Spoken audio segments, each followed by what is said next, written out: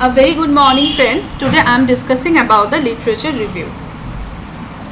Literature review, it's very important. Any kind of research, this is the important part, and sometimes this literature review is called the basic pillar for any kind of research work. Next point, how to use this literature review. Literature review is very much important. Suppose you are attempting to write a paper, a proposal, a synopsis or anything else regarding research. It's very important for you to understand what is the significance of your topic. Means why you are attempting this research, you have to put the significance. That's why. And how do you know that your research is unique, your topic is very unique and your research has a huge significance? You may add some new knowledge to your discipline. This can be validated using the literature review.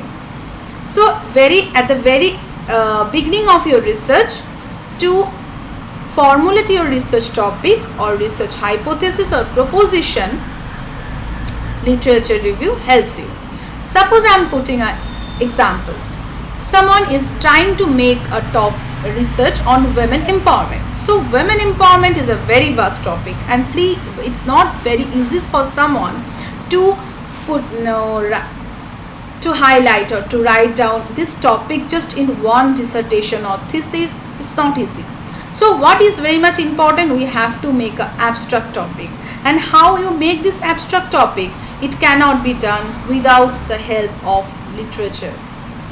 And then is the second part. In the second part, suppose you make a topic, you started writing, and in the research we have to put our statement like women empowerment. This situation is very much developed since 1947, but nobody is ready to accept your statement without a proper support. And how you get this support? This support can be taken for the existing literature. That's why you need to go through all the literature which may give a support to your statement. It's very important for any kind of researcher to understand that no sentence can be written in your research paper without proper support. This support you may take from existing literature or you start your primary survey. But whenever you have to state any kind of sentence regarding any phenomena, a statement, a declaration, be conscious that you have to put adequate support to your statement.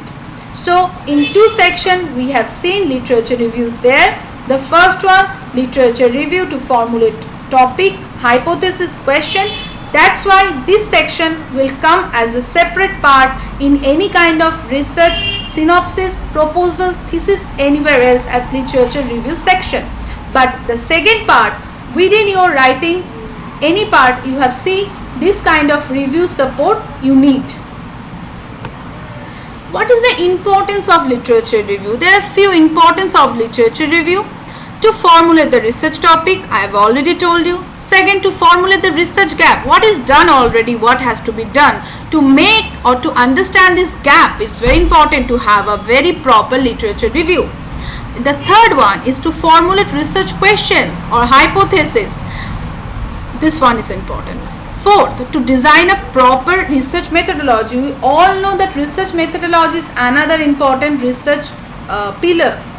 But how you know that what could be your methodology? This one you can also take help from the existing literature. Suppose I am trying to make a study on the effectivity of HIV seeds. Then what one do? I have to collect all the literature reading on the HIV seeds. And from here I have seen that people have taken different kind of variables. Suppose someone's taken agriculture productivity and then they have to make a correlation. They have doing the correlation coefficient analysis to get the relationship between the agricultural productivity and the HIV seeds. Someone may have applied different techniques to understand the relationship between the agricultural productivity. Someone can make any kind of index, anything else. May have applied, one may have taken just one area, one may have taken several areas. So how I understand that what could be my method where I can make a proper decision starting from selecting my area or selecting my tools, technique. Then this methodology section you can easily take help from the literature review, because already you have idea what your previous researchers have done. Next, the support your arguments. This one I have already discussed, so I will not elaborate it more. And the last one, a researcher can done a whole research. Please listen to it very carefully. A whole research paper, a whole research dissertation can be done just depending on the literature review. And in case of history, this is very common. This is very common. And 80% of a research can be done when you have done the literature review in a proper way. How to conduct a literature review? It's very important. First, you can access to any library, because we all have university library, college library, school, any kind of library. You can just go and access the materials which you need. Access to digital library. Here I want to mention few digital library nowadays which is very much useful. One is Shodh Ganga, Shodh Sindhu. You just go to the UGC website, Infi Library Net. You can easily get the access to it. The second one is Academia Edu. Students can easily access it. Researcher and teachers who have a proper institutional email ID, they can easily access ResearchGate, because without institutional email ID it is very difficult to access the ResearchGate. And Google Scholar also. But Google Scholar basic abstract for any literature you can easily get. Then it's come to the JSTOR. JSTOR need a monthly subscription, so it is only active when you access through your digital library from your department, where you can easily get the whole paper. But just to get the abstract to go through the matter, you can easily access it by your own device. It's not very difficult. So what I mentioned, please remember it: Shodh Ganga, Shodh Sindhu, Academia Edu, ResearchGate, Google Scholar. These are very important digital libraries. Then I come to the archive. Nowadays many archives are there, like Partition Archive. Few organizations, they have their own archives of different kinds of work, so you can access it. Then access to different online resources means we have different newspapers, they have their own repository and they have put up this access to online for online access. So just go through it and just get the information. Then access to fictions, non-fictions, you can watch a movie, you can watch short film, you can watch anything else. You can go any kind of literature also, which is not which may be written, which is fictions by nature, but there's no problem. You just go through it, you can collect information from there, because this kind of literature sometimes reflect the real condition of the society. Then come to the reports, articles, blogs. These are also important. So what is my point is that any kind of sources which has a connection with your topic, maybe in online or offline mode, maybe in published or maybe in a process of publications, please you can collect it or select it or consider it as an important literature for your whole study. But please done everything in a very proper way, because some additional information should be added with your while you are extracting information from any sources. Some additional information should be there. What the additional information, I will inform you at the end of this discussion. Please do everything in a very scientific manner. Next to that, I come to the next point, which is about the scoping literature review. What is scoping literature review? Sometimes one has the objective for the literature review is that I want to know the future research scope of feminism related study in Indian context. Study of why, what is the scope, what kind of new topic can be explored. So for that reason, what I have to do, I have to collect the data, or I have to collect the literature on the topic of feminism, which has already been done. And then from the time span is not so much important. I may have started from the day like 50 years back, and I can do complete my literature till the date when finally I have started writing my analysis. Okay, so this could be 100 years time span, this could be 20 years, it could be 10 years. So time span is not a matter for mine when I'm starting my work, but the first and foremost objective of my work is to find out the scope. So this is called the scoping literature review. Next is the critical literature review. Sometimes I just want to mention that argumentative literature review and critical literature review, these are quite similar, but sometimes it is different. Suppose in our domain we have two conflicting ideas, systematic versus regional, and often suppose I am in favor of systematic geography. So and I am trying to make a paper like problems of regional approach in geographical studies. So what I am doing, I have to collect all the literature which has put the support to my argument that yes, regional approach is difficult to apply for the geographical studies. So all the critical reviews, all the studies which criticize this approach, I have to collect all them. Theoretical literature review, this is also very important. Suppose someone wanna have a intention to study or to write down a paper like the theories on the anxieties, because someone have a plan to know what kind of theories are there on the topic of anxiety. These theories can be come up from psychological discipline, this theory can come up from sociological discipline, this theory can come from anthropology, from health science. So any disciplines where we have found this kind of theories is there regarding anxiety, all the literature should be studied for this kind of literature review. And next come to the argumentative literature review. Like one have a plan to start a research on the topic of systematic approach, a problem to study human aspect.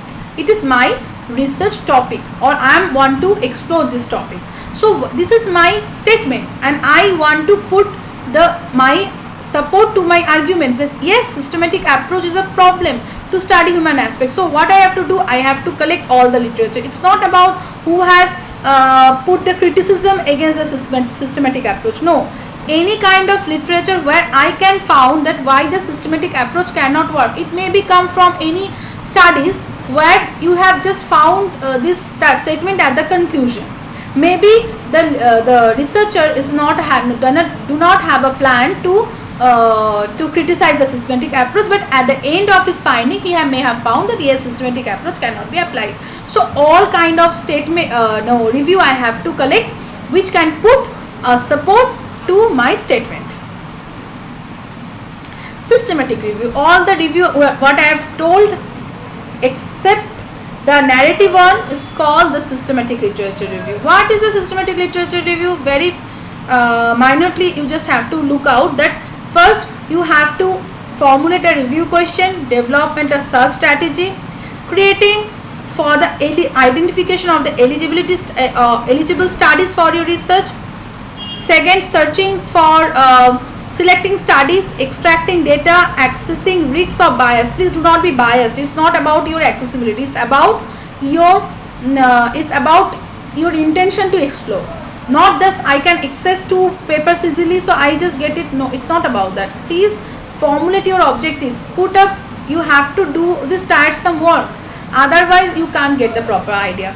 Then analyzing the data using qualitative or quantitative method, presenting results in summary or finding tables, interpreting results and drawing conclusions. So you have seen the systematic review is nothing but a kind of paper.